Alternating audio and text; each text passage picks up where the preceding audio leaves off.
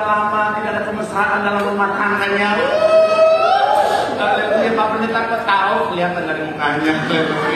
Tapi saya Pak Pendeta nggak apa-apa Pak Pendeta. Suami saya mau romantis atau nggak apa-apa. Yang penting transfernya lancar. Oh darah Yesus. Saya mau bilang bulan kasih sayang harus ada sukacita. Amin. Sekali lagi bilang sama kanan kiri, senyumnya mana? Haleluya. Haleluya. Itu baru senyum-senyum masih ada gajinya, saudara. Haleluya. Dan saya senang bisa jumpa dengan saudara. Saya mau bilang saudara orang-orang yang luar biasa. Amin. Kenapa? Karena walaupun hujan, walaupun badai, saudara tetap semangat mencari Tuhan. Artinya apa? Saudara orang-orang yang cinta Tuhan dan orang yang setia dan cinta Tuhan dan firman Tuhan, hidupnya dan hidupnya pasti diberkati Tuhan. Tepuk tangan yang paling meriah untuk Tuhan. Sama-sama bilang sama saya, aku pasti diberkati Tuhan. Anak cucuku pasti diberkati Tuhan. Bilang kanan kirimu, kamu juga pasti diberkati Tuhan. Bilang sama yang ngomong, kamu luar biasa. Bilang sama yang ngomong, semangat. Tepuk tangan yang paling meriah buat Tuhan. Haleluya. Yuk, yang kalau kita angkat Alkitab kita, Alkitab juga boleh, Alkitab juga boleh. Yang kalau kita angkat tangan juga boleh. Sama-sama dengan iman percaya. Sama-sama kita katakan dalam nama Tuhan Yesus. Aku percaya Alkitab ini adalah firman Tuhan. Setiap kata kalimatnya sanggup memberkati aku. Dan hari ini aku pasti diubahkan, aku pasti dipulihkan. Dalam nama Tuhan Yesus, sama-sama kita katakan amin. Kita buka kitab kita sudah Roma 12 ayat 1 sampai ayatnya yang kedua menjadi pembuka kita sudah. Roma pasalnya yang ke-12 ayat 1 dan 2 yang sudah di sana boleh bilang aku diberkati Tuhan. Haleluya. Roma 12 ayat 1 dan ayatnya yang kedua. Sama-sama kita baca 3. Iya, karena itu saudara-saudara, demi kemurahan Allah aku menasihatkan kamu supaya kamu mempersembahkan apa? Yang kudus, yang berkenan kepada Allah. Itu adalah ibadahmu yang sejati. Ayat yang kedua, janganlah kamu menjadi serupa dengan dunia ini, tetapi apa? Berubahlah oleh pembaharuan budimu, sehingga kamu dapat apa? Apa yang baik, yang berkenan kepada Allah dan yang sekali lagi ayat yang kedua dengan keras kita baca 3. Ya, janganlah kamu menjadi serupa dengan dunia ini, tetapi berubahlah oleh pembaharuan budimu, sehingga kamu dapat apa?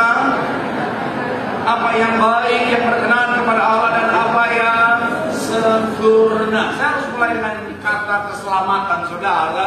Kenapa? Karena saya harus jelaskan di saudara, bicara tentang keselamatan, Tuhan sudah anugerahkan bagi setiap kita. Sama-sama bilang sama saya sudah menerima keselamatan. Amin. Tapi bicara tentang keselamatan ini, saudara, bukan cuma diterima, tetapi juga harus dikerjakan. Sama-sama bilang sama saya, bukan cuma diterima. Sama-sama bilang sama saya, harus dikerjakan.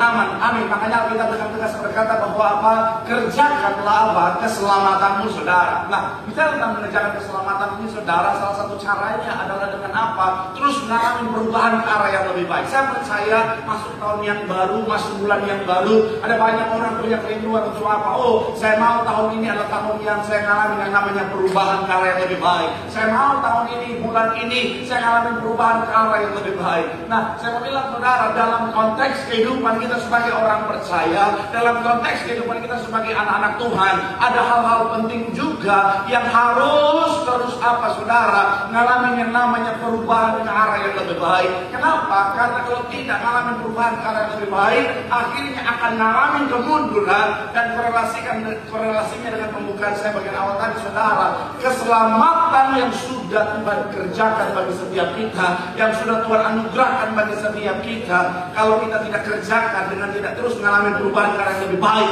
kita bisa kehilangannya, saudara. Sehingga apa? Akhirnya ketika pengangkatan itu terjadi, saya mau bilang saudara, kita akan jadi orang-orang yang tertinggal. Makanya saya mau bilang saudara, ini hal yang sangat serius, saudara, untuk sama-sama kita akan bahas. Dan saya akan spesifik, judul hari ini adalah bicara tentang perubahan. Sama-sama bilang sama saya, perubahan. Sama-sama bilang sama saya, berubah. Amin. Doa saya kalau menonton hari ini, saudara dan saya akhirnya tahu dan melakukan perubahan terus ke arah yang lebih baik dalam kehidupan setiap kita sebagai orang percaya, sehingga kapanpun waktu Tuhan kita terangkat dan pesta dalam kerajaan sorga. Yang setuju boleh berikan tepuk tangan yang paling meriah buat Tuhan. Haleluya. So, perubahan apa yang harus kita lakukan dalam kehidupan setiap kita sebagai orang percaya? Yang pertama saya mencatat adalah bicara tentang perubahan hidup. Sama-sama bilang sama saya, perubahan hidup. Sama-sama bilang sama saya pertobatan. Amin. Coba kita buka saudara sekali lagi ayat yang kita baca tadi saudara, yaitu ayatnya yang pertama dan kedua, Roma 1 tadi saudara, ayat 1 dan 2. Sekarang kita akan baca sama-sama saudara. Roma pasalnya yang ke-12 ayat 1 dan 2. Sekali lagi sama-sama kita baca. Itu sudah di sana boleh bilang aku diberkati. 3, ya. Karena itu saudara-saudara, demi kemurahan Allah aku menasihati kamu supaya kamu mempersembahkan tubuhmu sebagai apa? Sama-sama bilang sama saya, persembahan yang hidup. Sama-sama bilang sama saya yang kudus. Sama-sama bilang sama saya berkenan kepada Allah. Sama-sama bilang sama saya dalam pertobatan. Amin. Ayat yang kedua, janganlah kamu menjadi serupa dengan dunia ini, tetapi apa? Berubahlah sehingga kamu dapat sama-sama bilang sama saya apa yang baik. Amin. Nah, saudara, bicara tentang perubahan, yang pertama kali harus kita terus lakukan adalah bicara tentang perubahan secara kehidupan kita dalam konteks pertobatan, saudara. Kenapa? Karena saya bilang, saudara, di depan setiap kita, setiap hari kita bisa lakukan kesalahan, setiap hari kita bisa lakukan yang namanya kelalaian. Siapapun saudara dan saya, even saudara mungkin pelayan gereja sekalipun, even saudara mungkin hamba Tuhan sekalipun, saya mau bilang saudara, kita bisa sangat punya potensi lakukan kesalahan. Even saya hamba Tuhan, even saya pendeta, saya bilang saudara, saya pun ada saat di mana saya bisa lakukan kesalahan, saya bisa lakukan kekeliruan, saya bisa akhirnya dengan atau tanpa saya sadar, saya oh Tuhan sudah lakukan kesalahan, oh Tuhan sudah lakukan kekeliruan. Saya mau bilang saudara, makanya pastikan kita memastikan diri kita selalu berubah ke arah yang lebih baik, selalu evaluasi diri kita saudara. Oh Pak Pendeta tenang saja, saya sudah sempurna, itu yang bahaya. Kalau kita merasa kita nggak perlu berubah ke arah yang lebih baik, kita sudah sempurna, saat itulah sebenarnya kita nggak baik, saudara. Saat itulah akhirnya apa, saudara? Kita sebenarnya butuh pertobatan di sana. Karena saya mau bilang, saudara, justru kita setiap hari harus mengalami yang namanya apa pertobatan. Makanya Gembala Sidang selalu bilang apa, saudara? Bertobat setiap hari. Setiap kesalahan, setiap kekeliruan, setiap ada kekurangan langsung terus mengalami. Apalagi kalau misalnya hidup dalam dosa yang memang dosanya minta ampun yang sampai ini tadi bilang jujur ya, ada orang kadang-kadang bikin dosa udah lebih ngeri daripada iblis sudah. Seperti yang kita pernah bahas 2 minggu lalu, misalnya ketika lihat orang selingkuh misalnya, iblis bilang gua aja iblis nggak selingkuh. Soalnya istri gua juga iblis. Memang bilang saudara, betul lah. Ada banyak orang-orang zaman sekarang bayangin saudara, kayak selingkuh itu hal yang biasa gitu saudara. Bayangin ada bapak antar anak ke sekolah, selingkuh sama emak-emak di sekolah. Pak Pendeta update juga, ya iyalah. Kalau nggak update mau bahas apa? Jemaat kan suka yang up to date, haleluya. Saya mau bilang sekali lagi saudara, iya kan? Bilang hari-hari saudara, ngerinya bukan main saudara. Berubahlah. Amin. Seperti apapun keadaan kita hari ini, selama Tuhan masih kasih kesempatan kita untuk hidup, ada kesempatan di sana untuk berubah. Karena kalau udah Tuhan panggil di alam roh, nggak ada pertobatan saudara. Kalau udah di alam roh, jangan saudara bilang, ada banyak anak muda suka berpikir begini, oh Pak Pendeta kan aku masih muda, nanti aja Pak Pendeta udah tua baru aku bertobat. Mending kalau kau sampai tua. Iya kan? Ada banyak orang zaman sekarang soal dipanggil Tuhan tuh kadang-kadang nggak ukur usia loh saudara, betul kan? Ada orang udah 80 tahun sehat-sehat, ada anak muda masih 20 tahun tiba-tiba udah innalillahi wa inna ilaihi raji'un saudara. Iya kan? Tiba-tiba udah dipanggil kan? Saya mau bilang saudara, hati-hati anak muda. Saya mau bilang jangan terpesona dengan lo Pak Pendeta. Nggak apa-apa masih muda, yang memang enak, yang memang enak. Saya mau bilang hati-hati. Pertobatan setiap hari. Kita nggak pernah tahu kapan Tuhan panggil saudara. Jadi selama Tuhan masih kasih kesempatan, cepat bertobat. Oh nanti aja Pak Pendeta. Kalau udah tua udah mau meninggoy baru. Tiba-tiba Tuhan panggil. Sai maito, sai masude. Memang kalimat itu tuh paling masuk di banyak khotbah. Iya kan? Saya mau bilang sekali lagi saudara, bertobatlah. Amin. Karena kerajaan sorga sudah dekat. Ada beberapa tanya begini, Pak Pendeta, artinya kalau masih jauh boleh nggak bertobat dong? Buat colok mana lu? Saya mau bilang saudara, itu maknanya adalah supaya selalu bertobat setiap hari. Karena kalau tidak, Matius 7 ayat 21 sampai 23 bilang apa saudara? Ada banyak orang berseru-seru kepada Tuhan, tapi pada hari terakhir Tuhan berkata kepada mereka, aku tidak mengenal kamu, menyalahkan sekalian para pembuat kejahatan. Tuhan Yesus, saya aja pendeta dengar kalimat itu merinding, sudah. Makanya pasti kenapa yuk selalu hidup dalam pertobatan, supaya kapanpun waktu Tuhan kita terangkat dan pesta di surga. Tepuk tangan yang paling meriah buat Tuhan. Bilang sama dengan dirimu, hidup dalam pertobatan.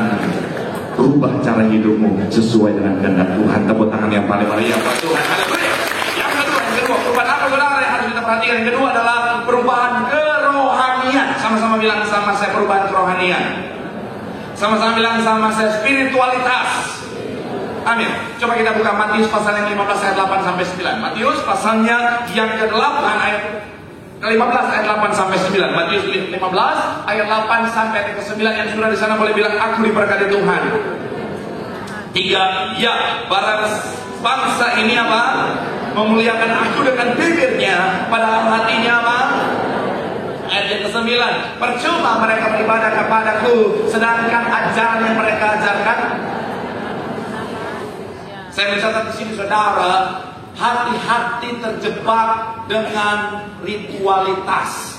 Hati-hati terjebak hanya sampai pada ritualitas. Ada banyak orang Kristen zaman sekarang, mereka menyanyikan lagu-lagu penyembahan, tapi hatinya tidak menyembah, hanya sampai di mulut saja. Ada banyak orang rajin ke gereja, tapi hatinya nggak bertemu dengan Tuhan. Ada banyak orang jadi pelayan Tuhan bahkan, tapi hidupnya nggak dekat dengan Tuhan. Ada banyak orang jadi penyampai firman, tapi nggak hidup dalam firman Tuhan. Saudara, saya mau bilang saudara, hati-hati saudara. Kenapa? Karena Tuhan bilang apa? Sia-sia. Masuk lagi tuh, saya masuk. Iya kan, artinya sia-sia sudah tuh. Iya, masih si mengunso. Saya mau bilang saudara, tujuan ritualitas adalah spiritualitas saudara.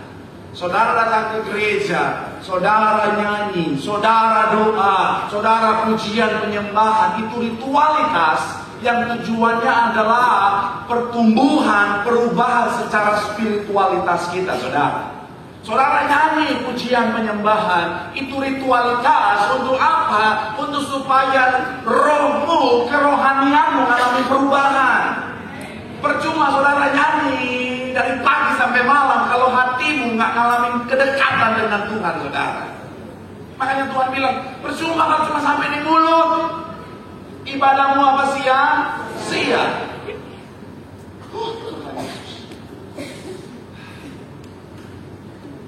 Pendeta mentang-mentang awal bulan banyak kerasnya, mau bagaimana? Itu yang Tuhan taruh di hati saya. Saya hamba Tuhan, tunduk pada otoritas Tuhan. Kalau Tuhan suruh ini, ya udahlah. Saya tadi udah pikir Tuhan. Keras banget nih khotbah Tuhan, tapi bagaimana? Banyak orang di gereja, oh haleluya, ku sembah kau Allahku. Waduh, getarnya dari ujung tangan sampai ujung kaki getar. Satu orang lihat urapannya dahsyat. Tapi pikirannya nggak ke surga, pikirannya hatinya nggak ke Tuhan. Pikirannya, makan apa ini miskin?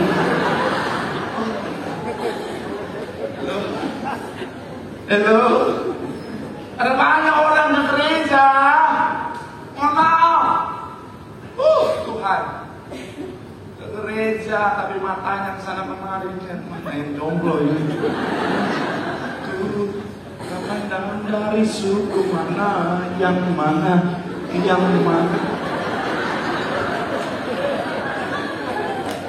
Iya, sampai pendeta khotbah sampai bingung mana yang jomblo, mana yang copet. Karena sama-sama nyari dong.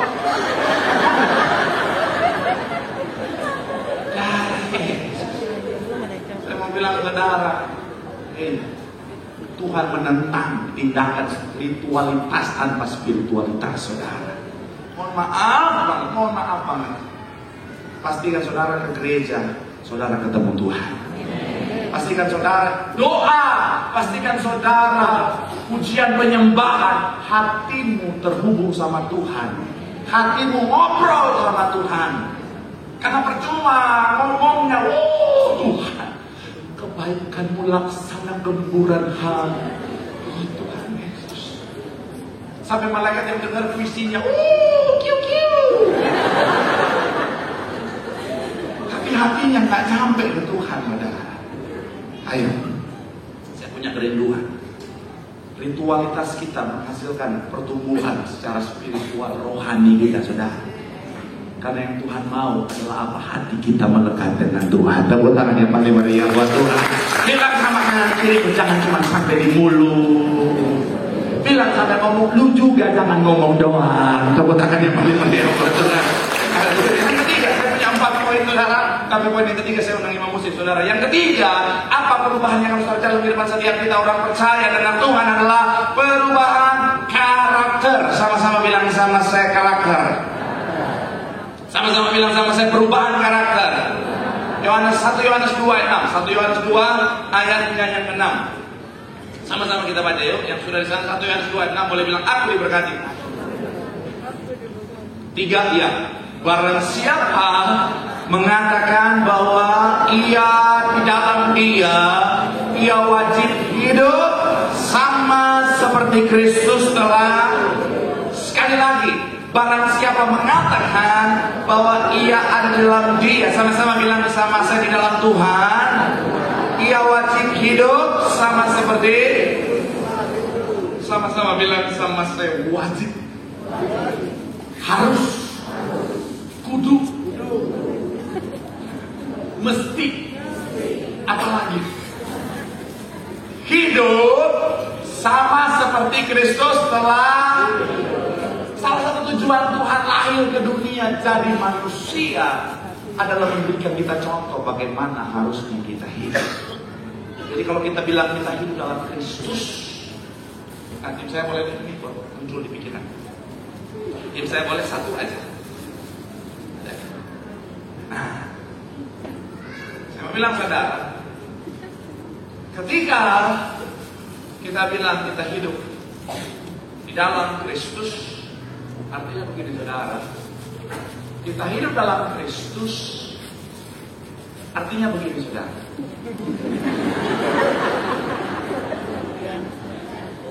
Ketika kita hidup dalam Kristus, kita akan hidup sebagaimana Kristus hidup. Artinya begini saudara. Artinya bukan saya lagi yang nampak, tapi Kristus yang nampak. Kita kan pengikut Kristus ya. Kalau saya pengikut Kristus, anggap dia Kristus, cocok atau enggak, anggap aja. Yang nampak bukan saya lagi, tetapi Kristus. Karena saya hidup di dalam Dia. Ketika Alkitab ini masuk di dalam covernya, yang nampak bukan Alkitabnya lagi, tetapi covernya. Nah ini boleh analogi selanjutnya, bisa selanjutnya. Artinya gini, dalam hidup, kalau kita bilang kita hidup dalam Kristus, harus karakter Kristus yang nampak. Jadi makanya, apa sih, kemarin saya waktu mau bikin, kita lagi bikin konten 6 tokoh agama, saudara kita ngumpul kemarin saudara. Kemudian ditanya, jadi setiap tokoh agama menjawab, apa sih level tertinggi di dalam agama masing-masing. Mereka jawab surga dan yang lain. Terus saya jawab, level tertinggi buat kita adalah keserupaan dengan Kristus. Karena surga itu bukan level tertinggi. Kenapa? Itu sudah Tuhan sediakan bagi setiap kita. Dan memang kita berasal dari sana. Alkitab katakan kita bukan dari dunia ini, betul ya? Tetapi level tertinggi sebagai orang percaya adalah ketika kita memiliki keserupaan dengan Kristus. Makanya pastikan dalam kehidupan setiap kita, perubahan apa yang harus kita ubah? Yang ketiga, karakter kita harus karakter Kristus. Orang lihat kita harus lihat Kristus, karena kita di dalam Dia. Ada banyak orang Kristen, orang lihat dia bukan lihat Kristus, lihat Yudas.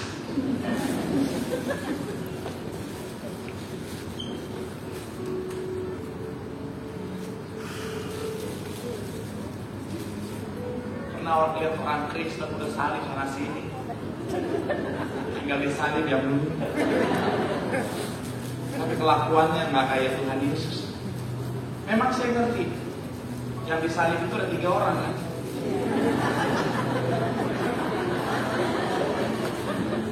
Ada memang kayak Tuhan Yesus, ada yang kayak di samping tuh. Yang satu kan bertobat tuh, yang satu bodoh memang ya, saya main itu sama si Ude. Salib mana ini? Kau gambarkan. Saya mau bilang saudara, ayolah. Ya namanya manusia, kita punya kelemahan. Namanya manusia, apalagi kita mohon maaf ya,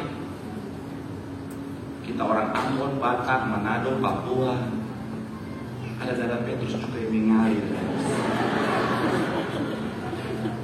Tapi kan kita punya tanggung jawab. Orang harus lihat Kristus dalam kita.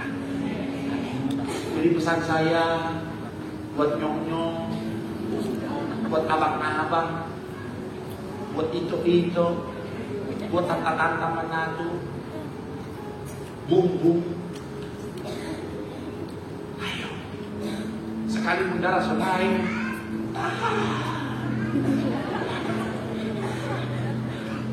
karena kadang-kadang mohon maaf ya, kita suka kalah di situ saudara. Tuhan Yesus, mobil ada lambang Tiberias, motor Tiberias depan belakang, ada bekas minyak urapan lagi, dipepet orang, what? Ada tawa bertobat. Orang mau lihat karakter Kristus dari mana itu? Ya memang Tuhan ada saat pernah marah-marah, tapi kan untuk kebaikan itu di gereja. Oh iya, emang saya marah-marah di halaman gereja. Oh. Aduh. Waktu saya sudah setengah jam dengan saudara, tapi terus berjuang, perbaiki karakter. Ini juga buat saya, karena firman Tuhan itu dalam Roma 2, saya juga tahu evaluasi diri saya. Sudah menggambarkan karakter Tuhan atau tidak? Saya bilang saudara itu perbaiki karaktermu, supaya apa? Oleh kehidupan setiap kita, ketika orang lihat kehidupan kita, karakter kita, nama Tuhan dipermuliakan, banyak jiwa dimenangkan untuk kerajaan surga. Tepuk tangan yang paling yang buat Tuhan. Bilang sama karakter dirimu, rubah karaktermu. Tepuk tangan yang paling meriah buat Tuhan. Dan yang terakhir, singkat saja, paham. Itu TikTok, namanya TikTok. Apa yang harus berubah? Motivasi hidup atau tujuan hidup. Terakhir saudara, Matius 6 ayat 33 dikatakan apa? Tetapi carilah dahulu kerajaan Allah dan kebenarannya, maka semuanya itu akan ditambahkan kepadamu. Filipi 3 ayat 14 ayat terakhir kita saudara. Filipi 3 ayat 14 sama-sama 3 ya. Dan berlari-lari kepada tujuan untuk memperoleh hadiah, yaitu apa? Panggilan surgawi dari Allah dalam tujuan kita adalah surga. Artinya motivasi hidup kita harus bagus, surga. Bukan berarti kita hidup ngawang-ngawang. Dan banyak orang kadang-kadang suka salah paham. Oh, tujuan saya surga, ngapain lagi saya kejar dunia? Dalam arti gue gak usah kerja, itu duniawi. Gue gak usah berkarir, itu duniawi. Hanya sementara yang gue kejar adalah surga. Ya gak gitu Bapak. Kita tetap berkarya, tetap bekerja, karena ini adalah anugerah Tuhan yang Tuhan kasih dalam rangka mengerjakan keselamatan yang sudah Tuhan anugerahkan. Jadi ketika kita hidup, Hiduplah dengan benar, karena tujuan kita adalah surga. Orang kalau tujuannya surga nggak akan aneh-aneh, saudara. Jadi bukan berarti akhirnya kita sampai mau pegang handphone aja, jangan. Itu ciptaan manusia, duniawi. Nggak gitu. Kita bicara. Kalaupun kita main handphone, main TikTok, main Instagram, main Facebook, untuk kemuliaan nama Tuhan. Berbagi firman. Saya kemarin bikin konten yang saya membagikan kepada anak muda saudara lagi. Jika Allah di pihak kita, siapakah lawan kita? Jadi kalau ada orang niat jahat sama kita, saya mau bilang saudara, salah orang, kamu salah orang. Itu esensinya. Ada yang komen begini, saya pastikan dia bukan jemaat. Kalau jemaat saya baptis hari ini, haleluya. Dia komen begini, ini pendeta kok gaya begini, oh Tuhan Yesus. Ada jemaat yang bilang, ya ini memang caranya dalam menyampaikan kebenaran firman Tuhan. Apaan? Kayak kesurupan setan. Ke arah Yesus Tuhan. Dalam hati saya, Tuhan bagaimana kesurupan ini? Saya mau bilang saudara, bukan berarti akhirnya kita hidup ngawang-ngawang. Kita hidup di dunia, tapi apapun yang kita kerjakan, semuanya untuk Tuhan, semuanya untuk kemuliaan nama Tuhan dalam kebenaran, sehingga kapanpun waktu Tuhan kita akan terangkat pesta di surga. Tepuk tangan yang paling meriah buat Tuhan. Bilang sama kanan kirimu, motivasi yang benar. Tujuan kita kerajaan surga. Tepuk tangan yang paling meriah. Jadi berkati-kati tangan. Tepuk tangan saudara-saudara yang paling meriah buat Tuhan.